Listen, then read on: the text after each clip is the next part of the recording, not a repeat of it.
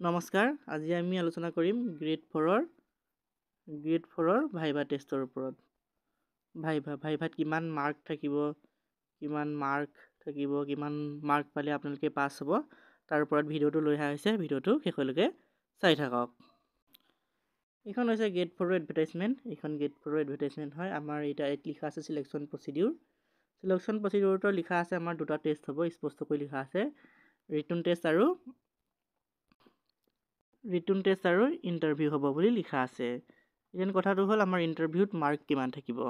আমাৰ বহুতে কৈ আছে যে 15 মাৰ্ক থাকিব। 15 মাৰ্ক ইণ্টাৰভিউত আমাৰ যিটো ভাইভা টেষ্ট হয় তাত থাকিব। আৰু যোৱাবাৰ দেখা গৈছিলে যে 5 মাৰ্কৰ এটা ভাইভা টেষ্ট হৈছিলে। এতিয়া এইবাৰ কিমান মাৰ্কৰ ভাইভা টেষ্ট হ'ব?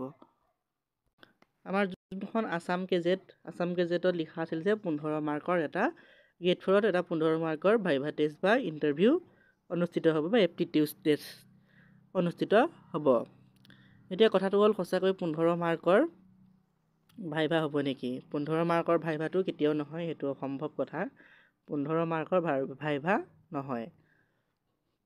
আমাৰ যিটো ভাইভা টেষ্টৰ মাৰ্ক হয়, সেইটো আমাৰ যোনটো ৰিটন টেষ্ট পাতিলে তাৰ নাম্বাৰৰ লগত যোগ কৰা নহয়। গতিকে আমাৰ 15 নম্বৰ ভাইভা সেইটো কেতিয়াও হ'ব নোৱাৰে।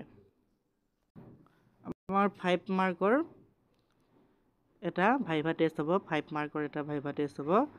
আৰু সেই নাম্বাৰটো আমাৰ যোনটো আমাৰ ৰিটন টেষ্টৰ এক্সাম, সেই নাম্বাৰৰ লগত যোগ কৰা নহয়। আমাৰ কোনোটো পৰীক্ষাৰে ভাইভা টেষ্টৰ নাম্বাৰ আমাৰ মেইন যোনটো এক্সাম, সেই এক্সামৰ লগত কাউণ্ট কৰা নহয়। গতিকে আমাৰ এইবাৰো হয়তো 5 নম্বৰৰে এটা ভাইভা টেষ্ট হ'ব। আমাৰ 15 নম্বৰ ভাইভা টেষ্ট কেতিয়াও নহয়, সেইটো অসম্ভৱ কথা। আমাৰ যিটো 15 মাৰ্কৰ কথা কোৱা হ'ল, 15 মাৰ্কৰ যদি ভাইভা টেষ্ট হয়, তেনেহ'লে আমাৰ যোনখন ITI পাছৰ পেপাৰ আছিলে, সেইখনত ভাইভা নহয় আচলতে, সেইখনত আমাৰ এটা প্ৰেক্টিকেল টেষ্ট হ'ব। প্ৰেক্টিকেল টেষ্ট হ'ব 15 মাৰ্কৰ।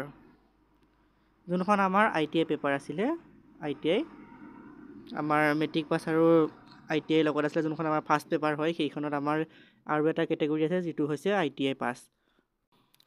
আমাৰ যোনখন ফাৰ্ষ্ট পেপাৰ আৰু ছেকেণ্ড পেপাৰ ফাৰ্ষ্ট আৰু ছেকেণ্ড পেপাৰ, সেই দুইখনতে আমাৰ 5 মাৰ্কৰে এটা ভাইভা টেষ্ট হোৱা দেখা পাব। আপোনালোকে 15 মাৰ্কৰ ভাইভা টেষ্ট হোৱা দেখা নাপায়। আমাৰ যোনখন ITI পষ্টৰ পেপাৰ আছিলে, আমাৰ ফাৰ্ষ্ট পেপাৰ, তাত ITI কেটেগৰী এটা আছিলে, সেইখন পেপাৰতে আপোনালোকে 15 মাৰ্কৰ এটা হয়তো প্ৰেক্টিকেল টেষ্ট দেখা পাব। যিহেতু সেইটো এটা টেকনিকেল পষ্ট হয়, আমাৰ ITI যোনখিনি গ্ৰেড 4ৰ পষ্ট হয়, সেইখিনি টেকনিকেল পষ্ট হয়। তাৰ ক্ষেত্ৰত আপোনালোকে এটা 15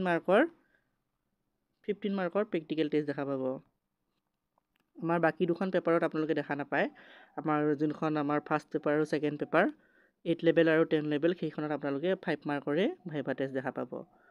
5 মাৰ্ক। আমি ইতিমধ্যে কাট অফৰ ভিডিঅ' আগবঢ়াইছোঁ, আপোনালোকে চাই ল'ব। মই আই বাটনত লিংকটো দি দিম। কাট অফৰ ভিডিঅ' আগবঢ়াইছোঁ আৰু লগতে আমাৰ কিমান পালে চাকৰি পোৱাৰ সম্ভাৱনা থাকে তাৰ ওপৰতো ভিডিঅ' আগবঢ়োৱা হৈছে। আপোনালোকে ভিডিঅ'বিলাক চাই ল'ব। মই আই বাটনত লিংক দি দিম, আপোনালোকে তাৰ পৰা গৈ চাই ল'ব।